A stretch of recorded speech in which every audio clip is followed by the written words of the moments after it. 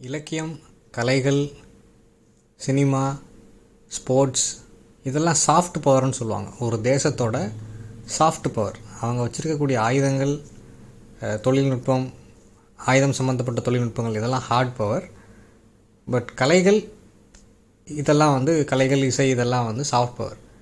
Korea south Korea 2003 வெளியான old boy அப்படின்ற திரைப்படத்துக்கு அவங்க கான் ஃபிலிம் ஃபெஸ்டிவலில், ஃப்ரான்ஸில் நடக்கக்கூடிய கான் ஃபிலிம் ஃபெஸ்டிவலில் விருது வாங்கினாங்க. அந்த படத்தை இயக்குனவர் பார்க் சன்வுக், இல்லை சன்வுக் பார்க் அப்படின்னு சொல்கிறாங்க. அவர் ட்ரிலஜினா 3 படம். அதனோட மிடில் படமாக எடுக்கப்பட்டது தான் ஓல்டு பாய். முதல் படம் சிம்பத்தி ஃபார் மிஸ்டர் வெஞ்சியன்ஸ், 2வது படம் ஓல்டு பாய், 3வது படம் சிம்பத்தி ஃபார் லேடி வெஞ்சியன்ஸ். இது 3ம் பழிவாங்கும் கதைகள். சவுத் கொரியாவில் நடக்கக்கூடிய பயங்கர இரத்த சேரான படங்கள் இந்த 3ம். இதில் ஓல்டு பாய் ஒரு அவுட்ஸ்டாண்டிங் பெர்ஃபார்மன்ஸாக, அவுட்ஸ்டாண்டிங் திரைப்படமாக பார்க்கப்பட்டது. ஏன் அப்படின்னா அது தன்னை இந்த 2000 வருட கதை தொடர்ச்சியில் இணைச்சிக்கிடுது. அந்த இன்செஸ்ட் கதை இத்தனை வருடங்களுக்கு பிறகு ஒரு பழிவாங்கும் கதையாக அதை ஒருத்தர் நிகழ்த்தி காட்டும்போது அது எப்படி ஒரு துன்பியல் நாடகமாக அது மாறுது. இந்த படம் வெளியான பிறகு தான் இன்றைக்கி இருக்கக்கூடிய இந்த புதிய நூற்றாண்டில் சவுத் கொரியா மீது இவ்வளவு வெளிச்சம், அவங்களோட எலக்ட்ரானிக் ப்ராடக்ட்ஸு, கார்ஸு எல்லாம் உலகம் பூரா விற்க ஆரம்பிச்சிருக்கு. இப்போ இந்த பாட்காஸ்ட்டை நீங்கள் ஒரு சாம்சங் ஃபோனில் கேட்டுட்ருக்கீங்கன்னா, அந்த சாம்சங் ஒரு கொரியாவை சேர்ந்த கம்பெனி தான். 2000க்கு முன்னாடி அவங்க இவ்வளோ பிரபலம் கிடையாது. ஸோ அது ஒரு சாஃப்ட் பவராக, இந்த கலைகளை அவங்க ஒரு சாஃப்ட் பவராக மாற்றிக்கிட்டாங்க. அவங்க திரைப்படங்களுக்கு இன்றைக்கி உலகம் முழுவதும் சந்தை இருக்குது. அவங்க எடுக்கக்கூடிய டிவி சீரியஸ்களுக்கு இன்றைக்கி உலகம் முழுவதும் சந்தை இருக்குது. ஸ்குட் கேம் நீங்கள் பார்த்துக்கலாம். பார்ட் 1 வந்துச்சு, அப்புறம் பார்ட் 2 வந்துச்சு. அதுக்கப்புறம் அவங்களோட பாப் ஆல்பம்ஸ் ரொம்ப பிரபலமாக இருக்குது. இந்த மாதிரி அவங்க பாரசைட் படத்துக்கு ஆஸ்கார் அவார்டே வாங்கிட்டாங்க. அந்த டைரக்டர் பேர் கிம்ஜி ஊனில், நான் அவரோட பேர் எனக்கு சரியாக ஞாபகம் வரல. எல்லாமே இந்த மாதிரி ஒரு 3 பெயர்களாக இருக்கும் அவங்களோட பெயர்கள். போங் சான் ஹூன்னு நினைக்கிறேன், கேட்குறதுக்கு சிரிப்பாக இருக்கலாம். பட் அவரும் ஒரு அறியப்பட்ட இயக்குனர். அவரும் பல வருடங்களாக பிரபலமான படங்கள் எடுத்திருக்காரு. மெமரிஸ் ஆஃப் மர்டர் மாதிரி படங்கள். அதுவும் 2003 வெளியானதான், மெமரிஸ் ஆஃப் மர்டரும். இந்த ஓல்டு பாய் படம் இது அவுட் ஆஃப் நோவேர் அப்படின்ற மாதிரி, it hit the audience from out of nowhere. எப்படி 94 பல்ப் ஃபிக்ஷன் படம் பார்த்துட்டு ஆட்கள் அசந்து போனாங்களோ கான் ஃபிலிம் ஃபெஸ்டிவலில், அதே மாதிரி ஸ்டாண்டிங் ஓவேஷன்னு சொல்லுவாங்க, எந்திரிச்சுன்னு கைதட்டுவாங்க மக்கள் ஒரு படம் முடித்த உடனே. அந்த மாதிரி ஓல்டு பாய் படத்துக்கும் ஒரு ஸ்டாண்டிங் ஓவேஷன் கிடச்சிதுன்னு சொல்கிறாங்க. ஸோ படத்தோட கதை இதுதான். ஓ டே சு, அதாவது ஈடிப்பஸ் மாதிரியே பேர் வச்சுருக்காங்க. அந்த பாதிப்பில் வருவாங்க. ஓ டே சு அப்படின்ற ஒரு நடுத்தர வயது நபர், 40 வயதுகளில் இருக்கக்கூடியவர், 40களோட இயர்லி வயதுகளில் இருக்கக்கூடிய ஒருத்தர் பயங்கர குடிபோதையில் தள்ளாடிட்டுருக்காரு. வீட்டுக்கு போகிறதுக்கு வழி தெரியாத மாதிரி முழிச்சிட்ருக்காரு. அவர் குடிபோதையில் சில நியூசன்ஸ் பண்ணும்போது, தொந்தரவுகளை செய்யும்போது ஸ்டேஷனில் பிடிச்சி உட்கார வச்சுருக்காங்க. ஸ்டேஷன்லேருந்து வெளியில் அவர் வந்தது தான் தெரியும். அவர் வீட்டுக்கு போகலை. அவரை ஒரு அறையில் கொண்டு போய் அடைச்சி வச்சுருக்காங்க. அவர் என்ன ரியலைஸ் பண்ணிட்டாருன்னா, அவரை கிட்னாப் பண்ணி வச்சுருக்காங்கன்றதை அவர் கண்டுபிடிக்கிறார், தெரிஞ்சுக்கிறார். அவரை அங்கேருந்து தப்பிச்சு போக முடியாது, அவரை அடைச்சி வச்சுருக்காங்க. 1 நாள் 2 நாள் 1 வாரம் இல்லை, 15 வருஷம் அவர் அங்கே அடைச்சி வச்சுருக்காங்க. அவர் அங்கே உள்ள ஒரு தொலைக்காட்சி பெட்டியில் அவர் குடும்பத்தை பற்றின செய்திகள் மட்டும் வரும். அவர் குடும்பத்தை பற்றின செய்திகள் ஒன்று தெரிஞ்சுக்கிறாரு. அங்கேருந்து தப்பிச்சு போக முயற்சி பண்ணுறாரு, முடியாதுன்னு தெரிஞ்சுக்கிறாரு. அவரோட கை நகங்கள், தலைமுடியெல்லாம் வளர்ந்த பிறகு அவர் இருக்கக்கூடிய அறையில் மயக்க மருந்து தெளிப்பாங்க. அப்புறம் அவருக்கு முடியை வெட்டி விட்ருவாங்க, நகத்தை வெட்டி விட்டுருவாங்க. அவர் தற்கொலை பண்ணிக்க முயற்சி பண்ணால் ட்ரீட்மெண்ட் கொடுத்து காப்பாற்றிடுவாங்க. இப்படியே 15 வருடங்கள் அவர் அங்கே இருக்கார். ஒரு பாயிண்ட்டுக்கு மேலே என்ன ரியலைஸ் பண்ணிட்டாருன்னா, எப்படியாவது நான் வெளியில் போயிட்டு என்னை இந்த நிலைமைக்கு ஆளாக்கணும்னா நான் பழி வாங்குவேன் அப்படின்னு சொல்லிட்டு அவர் அதுக்கு முள்ளிருந்தே பயிற்சியெல்லாம் எடுக்கிறாரு. 15 வருஷம் ஆன உடனே அவரை இவர் தப்பிக்கிறதுக்கான எல்லா முயற்சியும் பண்ணி தப்பிச்சிடலாம் அப்படின்ற சிச்சுவேஷனில் அவங்களே அவரை ரிலீஸ் பண்ணிடுறாங்க. ரிலீஸ் பண்ணிவிட்டு அவருக்கு கையில் ஒரு செல்ஃபோனை கொடுத்துட்டு டைம் கொடுக்குறாங்க, 1 வாரம் டைம். அதுக்குள்ளே நான் ஏன் ஒன்று அடைச்சி வச்சேன் நீ கண்டுபிடிக்கணும் அப்படின்னு சொல்லிட்டு அந்த வில்லனே ஃபோனில் பேசுகிறான். ஸோ அதிலிருந்து படம் ஆரம்பித்து விறுவிறுப்பாக போகுது. இப்போ இந்த 15 இயர்ஸ் அப்படின்றது எல்லா படத்துலேயும் கான்ஸ்டன்ட், எல்லா கதையிலையும் கான்ஸ்டன்ட். ஈடிப்பஸ் வந்து அந்த ஊருக்கு வந்து ராஜாவாகி 15 வருஷங்கள் ஆன பிறகு தான் அந்த பஞ்சம் உருவாகுது. அதுக்கு பதில் தேட போய் தான் அவன் எல்லா உண்மையும் தெரிஞ்சுக்கிறான். இப்போ இங்கே ஓடேசு வந்து ஒரு வாரத்தில் எல்லாத்தையும் தேடி கண்டுபிடிக்கணும். அப்போ அவர் ஓட ஆரம்பிக்கிறாரு. ஓட ஆரம்பிக்கும்போது ஒவ்வொரு உண்மையாக தெரியுது. என்ன அவர் கடந்த காலத்தில் பண்ண ஒரு தப்புக்கு தான் இவர் 15 வருஷம் அடைச்சி வச்சுருக்காங்க அப்படின்றது தெரிஞ்சுக்கிறாரு. அந்த தப்பு என்ன அப்படின்றதான் அந்த படம். அதுக்கு அவன் கொடுத்த தண்டனை என்ன? இவர் 15 வருஷம் அடைச்சி வச்சுருந்தவன் அது மட்டுமே அவருக்கு தண்டனை இல்லை.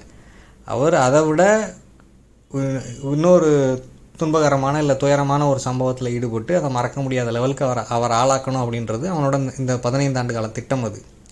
அதையும் அவன் நிறைவேற்றிக்கிறான்.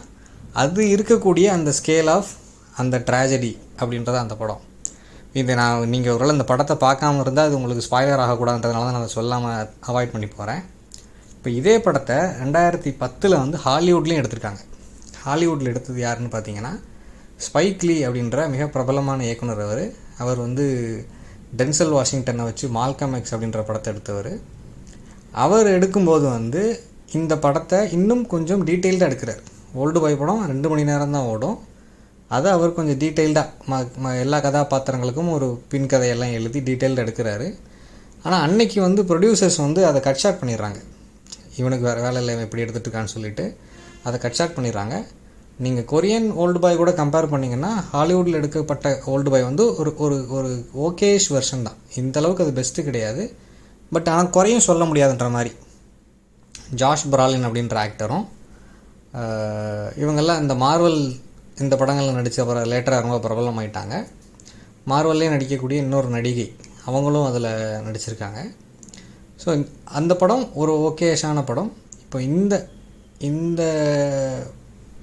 ஈடிப்பஸோட பாதிப்புள்ள இன்னொரு படம் என்ன அப்படின்னா இன்சென்டைஸ் அப்படின்ற இஸ்ரேல் நாட்டு படம். மிடில் ஈஸ்டில் நடக்கக்கூடிய இந்த மத சிறுபான்மையினர் இவங்களுக்குள்ள நடக்கக்கூடிய பிரச்சனைகள், இதனால் நடக்கக்கூடிய கலவரங்கள், யுத்தங்கள், இதில் பாதிக்கப்படக்கூடிய மக்கள், அவங்கள பற்றின கதை இது. இந்த கதையோட ஆரம்பத்தில் கனடாவில் இருக்கக்கூடிய ஒரு முதிய பெண்மணி வந்து அவங்க வந்து இறந்து போயிடுறாங்க. அவங்களுக்கு ரெட்டை குழந்தைங்க இருக்காங்க. ரெட்டை குழந்தைங்கக்கிட்ட ஒரு உயில் படித்து காட்டப்படுது. அந்த உயிலில் வந்து அவங்கள எப்படி புதைக்கணும் அப்படின்றதெல்லாம் வந்து ஒரு அதீதமான பயங்கரமான கண்டிஷன்லாம் நம்ம போட்டு வச்சுருக்காங்க. அது கூட அவங்களுக்கு வந்து இன்னொரு கண்டிஷன் இருக்குது, இன்னொரு டிரெக்ஷன் இருக்குது. அவங்க வந்து அவங்களோட சகோதரனை கண்டுபிடிக்கணும் அப்படின்றது. அப்போ இவங்க 2 பேர் கிளம்பி அவங்க அம்மாவோட முன்கதையை தெரிஞ்சுக்கிறாங்க, என்ன எக்ஸாக்டாக நடந்துச்சு. ஒவ்வொரு அகைன் இந்த படங்கள் எல்லாமே ஈடிப்பஸ் நாடகத்தை போலவே ஜிக்ஸா பசில் படங்கள் தான்.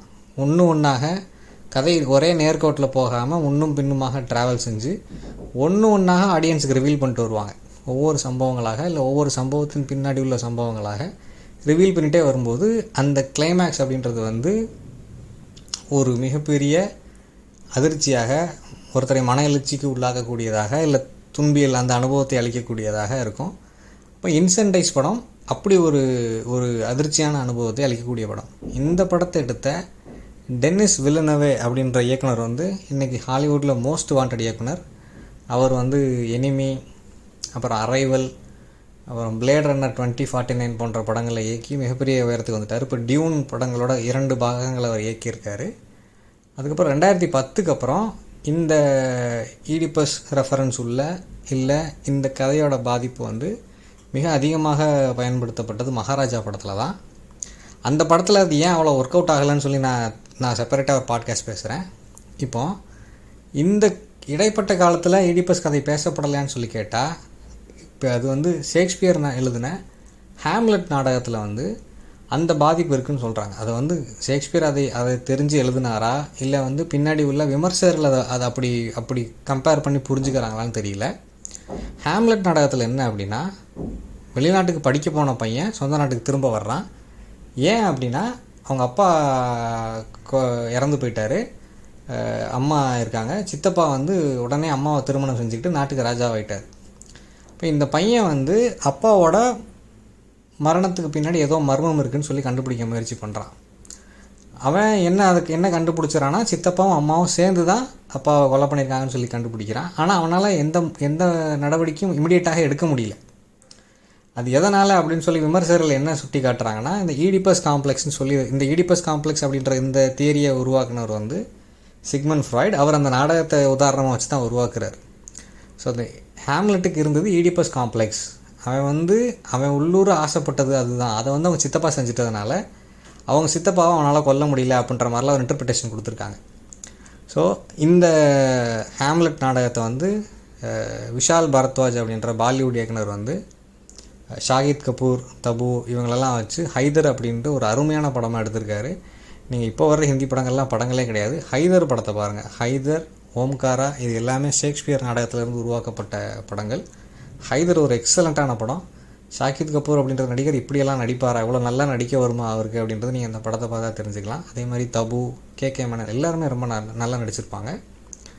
ஸோ இந்த பாட்காஸ்ட்டுக்கு இவ்வளோ போதுன்னு நினைக்கிறேன். நான் எதையுமே கம்ப்ளீட்டாக சொல்லலை. ஒரு ஒரு ஒரு பேர்ட்ஸ் ஐ வியூ மாதிரி ஒரு ஓவர் வியூ தான் கொடுத்துருக்கேன். ஏன்னா நீங்கள் படங்களை பார்க்கும்போது அது உங்களுக்கு சர்ப்ரைசிங்காக இருக்கணும். ஒரு படத்தை பற்றி பேசும்போது எவ்வளோ பேசணும்னு சொல்லி நான் இதில் ஒரு பாட்காஸ்ட் போட்டிருக்கேன். அதை நீங்கள் கேட்கலாம். ஸோ இந்த பாட்காஸ்ட் இவ்வளோ போதும். அடுத்த பாட்காஸ்ட்டில் மகாராஜா படத்தை பற்றி பேசுகிறேன். தேங்க்யூ.